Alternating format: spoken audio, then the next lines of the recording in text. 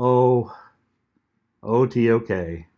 Oh, oh. I had planned on bringing you TOK Class 12 today, but instead I bring you TOK Class 11 and a half, 11.5, 11 Redux, 11 Bis, 11 New and Improved, 11 The Director's Cut. What do you know?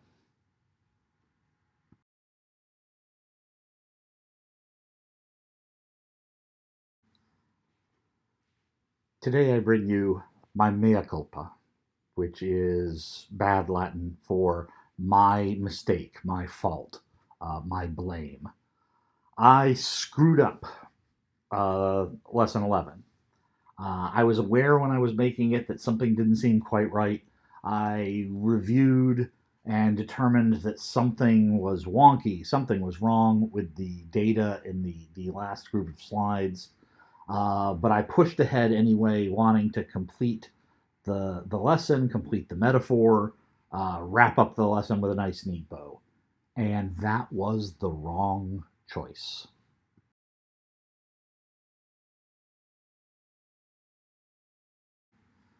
Hopefully, having viewed Lesson 11, you will remember this slide, Worse Than You Think, in which I broke down the top 20% of the American population in terms of wealth and pointed out that they have 52%, but that the top 1% has 40% of the wealth. 40 of that 52%. This was correct. The 1% have the lion's share of the top quintile, the top 20%, the top one fifth of American wealth. Had I stopped there, I would have been good. Had I found another way to explore the extremely wealthy and to visualize for you their wealth, I would have been good. But I didn't do that.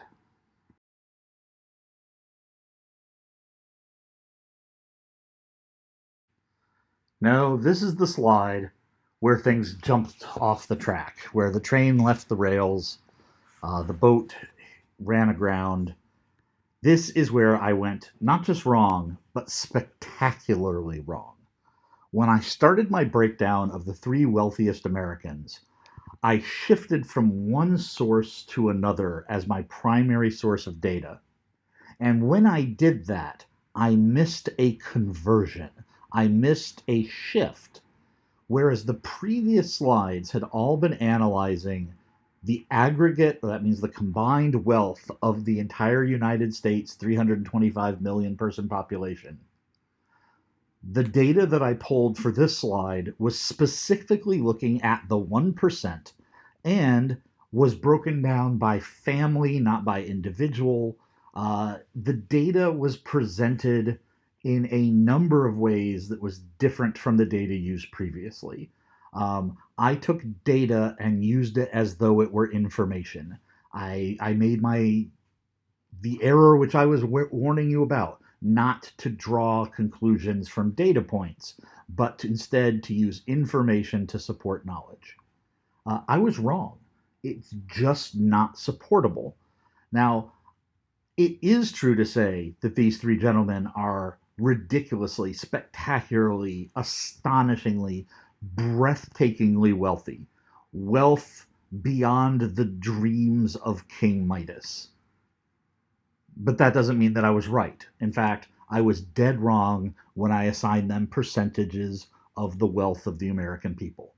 Rather than try and adjust those numbers and fix my mistake, I've decided to continue the presentation from last lesson from this point, but using a different metaphor. We're leaving aside and leaving behind the plates, the cookies, the percentages, and we're looking separately at these three extremely wealthy individuals. Follow along and see what I mean.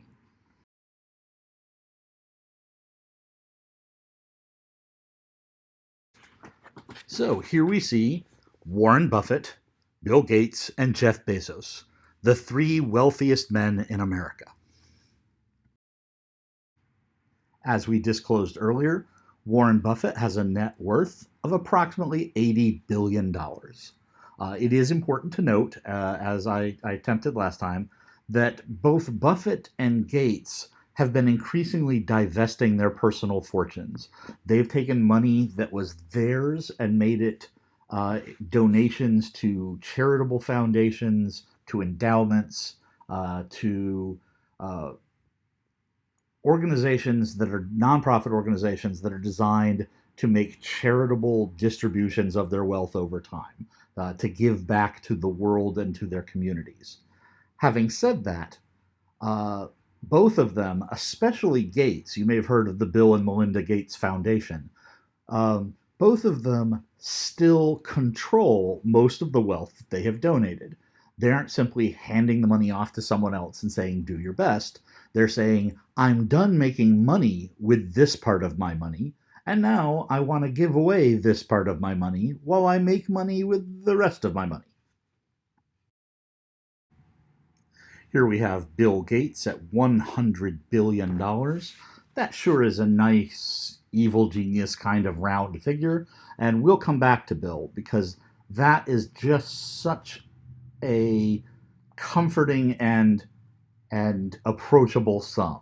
$100 billion. This is a number we can almost relate to, and I'm going to help you with that in just a moment. But let's take a look at Jeff Bezos. So, in the previous version of this slide, let us never speak its name again, I mentioned that Jeff Bezos had a net worth of $111 billion. That's not true. Um, the latest numbers adjusted for accuracy and completeness show that Jeff Bezos is worth much closer to $127 billion. And this is after his $36 billion settlement to his ex wife, Mackenzie. Um, be careful who you sext because it can cost you $36 billion if you're the richest man in the world. Um, I'd also like to point out that almost all of that gain was tax free. Almost all of the money above the $110 million, $110 billion figure we mentioned earlier, um, Bezos had maxed out his taxes. He did not pay any additional tax. In fact, I personally paid more in tax on my income than Amazon did. Amazon.com paid less in income taxes last year than I did, because I paid some and they paid nothing. Amazon.com paid no income tax last year. Okay, let's move on. Okay. Oh, shake it off. Shake it off, Mixie. Let's move on.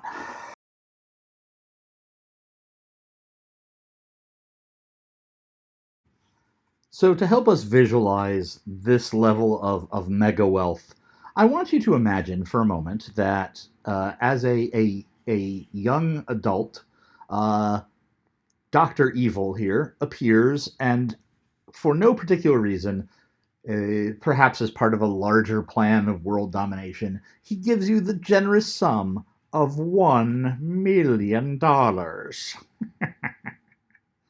Cool. $1 million is a lot of wealth to me. I assume that $1 million is a lot of wealth to you. It is not retire to a private island and never work again kind of money. Because, again, as a young adult, you may have 50, 60, 70, with technology, the future, and a possible, or let's say a hopeful reduction in climate change, you could conceivably live past the century mark. So let's say $1 million is comfortable. With $1 million, you could put a down payment down on a nice home in the Hillcrest area. You could buy yourself a new car. You know what? You might even splurge a little bit. Tell you what, you're going to get a new Tesla. And you could put some money away for your kid someday to go to college, and some money for medical emergencies or a rainy day or retirement. And you're going to even go back to work. You're going to go back to your job. Of course, it's a lot easier to be satisfied with your job when you've got $1 million in the bank and you're living in a decent house and driving a Tesla. So the $1 million isn't a free ride for life, but it should guarantee a certain level of middle class comfort. $1 million sounds good. Yes? Yes.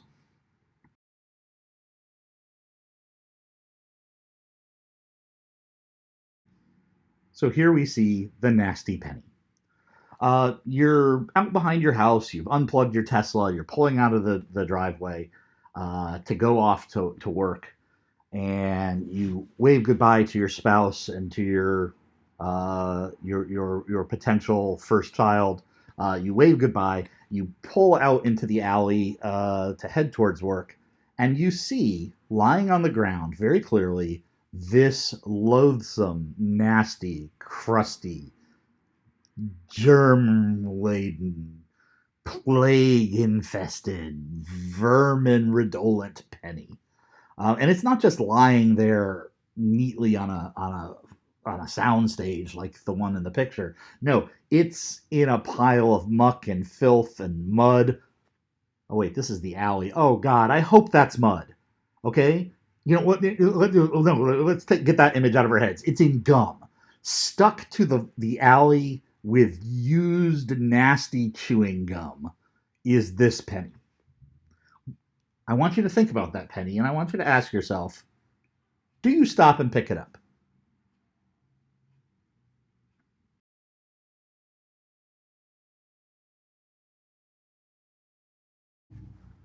I think if we're honest with ourselves, most of us sitting in our shiny new Tesla with our nice clothes and our nice neighborhood look at that penny and just go, ew.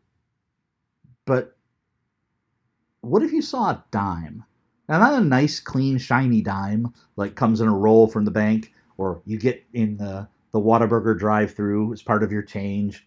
No, this is a nasty, discolored, grimy, grotty dime, also lying in the alley. But this is 10 times as much money. I mean, this is an order of magnitude. This is a entire decimal point away from that nasty penny. Some of us, those of us who are particularly thrifty, frugal, or downright miserly nature, might say, hey, a penny's a penny, and stop and pick up the penny. But if we're honest, as we sit in our nice new Tesla, most of us don't.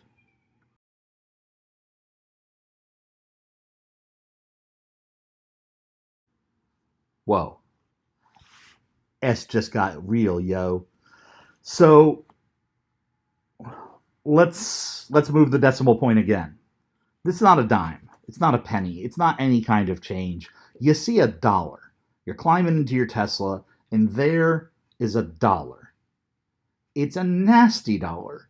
It's wrinkled. It's lying in a pile of ashes. It's discolored with some sort of brown, yellow fluid. Um, yeah, let's not think about that too much. But it's a dollar. It's a dollar that we'll spend. It probably won't go into a change machine or a soda machine, candy machine. Uh, but you could take it to the bank. You could hand it to the guy at the 7-Eleven. And other than looking at it and going, ew, and now this is a guy at a 7-Eleven going, ew. Um, yeah, convenience stores known for their hygiene and cleanliness. I can make that joke because I paid my way through a year and a half of college by working at an Exxon station on the 10 p.m. to 6 a.m. shift. We got a lot of dollars that look just like this one. It's a nasty dollar, but you know what? I think most of us say, hey, a dollar's a dollar. I think the majority of us would pick up the dollar that we see in the alley. Your mileage may vary, or I'm sorry, it's a Tesla. Your charge may vary, but I think most of us are going to say, hey, a dollar's a dollar. It's my dollar now. Put it in your pocket. Or maybe pick it up carefully with a tissue and save it for some, throwing in the tip jar at a place that you don't really like the service. I don't know. It's a dollar. But with $1 million in the bank, most of us still pick up a dollar.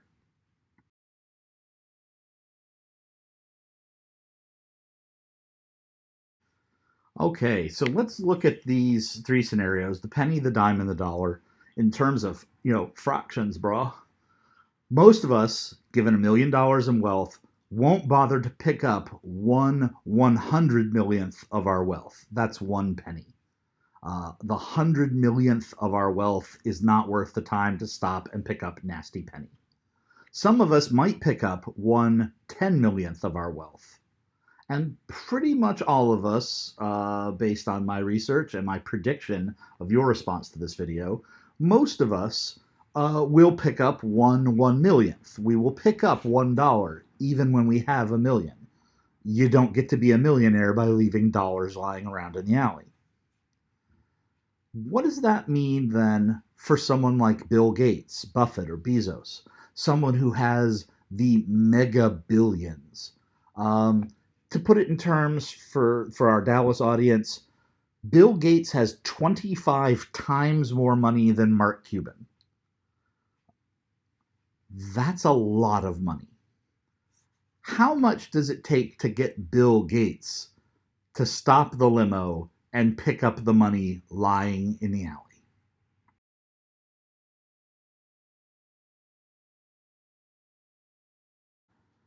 Now, I don't mean to say that literally Bill Gates is going to leave money lying around. Again, you don't get to be a multi-billionaire by leaving money in the alley.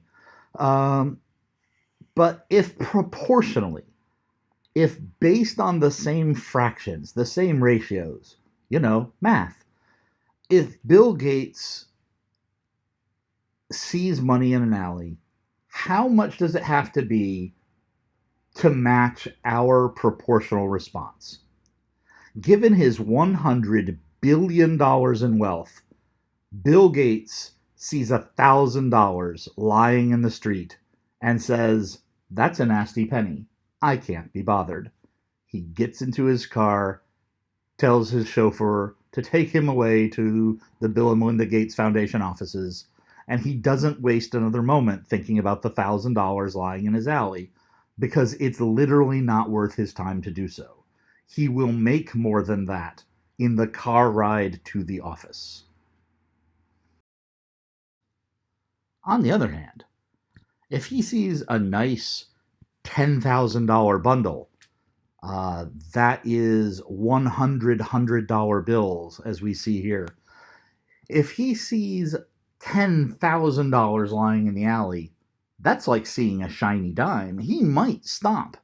Well, actually, it's more like seeing a filthy dime. And remember our reaction. Some of us said we might stop, but most of us said, no, not worth dirtying the Tesla. Bill Gates sees 10 grand lying in the alley and says, "That's odd," and moves on. This brings us to our showstopper. Our dollar lying in the alley, the Bill Gates equivalent with his $100 billion in wealth. Bill needs to see what you see here, $100,000. That is 1,000 $100 bills before he says, "Oh, Carruthers, stop the car, run over there and pick up that $100,000, please." It takes $100,000. That's 1/10 of our entire $1 million wealth to bother stopping the limo. I hope this helps you visualize just how different your life is from Bill Gates. And I don't want to make you feel bad. When Bill Gates was a teenager, we could have read this same kind of presentation to him. And I'm not certain he would have said, but I will be the guy who has $100 billion. In fact, I know he wouldn't, because when Bill Gates was your age, no one on earth had $100 billion. No one ever had $100 billion. That level of wealth never had existed before in human history.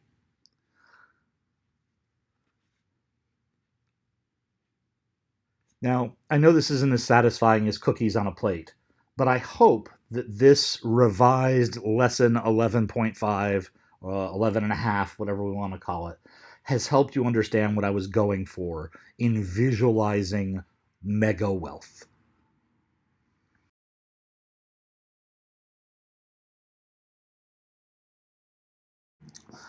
So, from the revised lesson, what is the takeaway? What do you learn from my mistake? And I hope that the answer is self evident. Admit your mistakes. And by that, what I mean is admit your mistakes. When you realize you've made a mistake, admit your mistakes. When you're fairly certain but not positive that you've gone wrong somewhere and that you've made a mistake, admit your mistakes. When you realize after your publication is done, your paper is submitted, your work is headed out into the world, that you have made a mistake, admit your mistakes. Your integrity, your academic honesty, your peace of mind and comfort as a scholar, as a human being, and perhaps selfishly on my part, as a student of the theory of knowledge. When you're wrong, admit your mistake. I've admitted my mistakes here. I hope that you have learned from my error and that we have worked and healed together. That ends this lesson. Thank you very much.